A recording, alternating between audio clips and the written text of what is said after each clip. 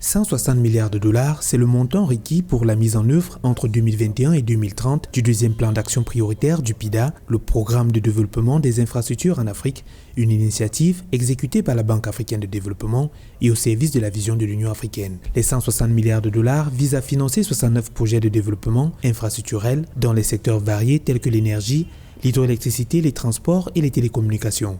À Dakar, au sommet sur le financement des infrastructures en Afrique, les chefs d'État africains, les dirigeants d'institutions panafricaines ont souligné l'intérêt à mettre à contribution les secteurs publics et privés pour permettre aux pays africains de se doter d'infrastructures de classe mondiale. Nous savons tous qu'en tant que continent, nous dépensons selon les années entre 80 et 100 milliards de dollars pour les infrastructures. Et d'après les études réalisées par la Banque africaine de développement, nous avons un déficit de dépenses d'infrastructures d'environ 100 milliards de dollars. Les opportunités d'infrastructures du continent sont d'environ 200 milliards de dollars.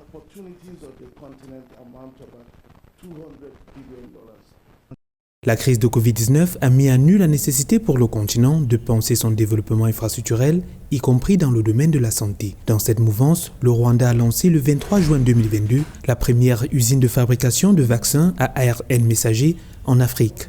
Having inclusive, reliable and sustainable infrastructure. Des infrastructures durables et inclusives en Afrique signifie la réduction des coûts et le renforcement du commerce régional et la résilience aux chocs futurs.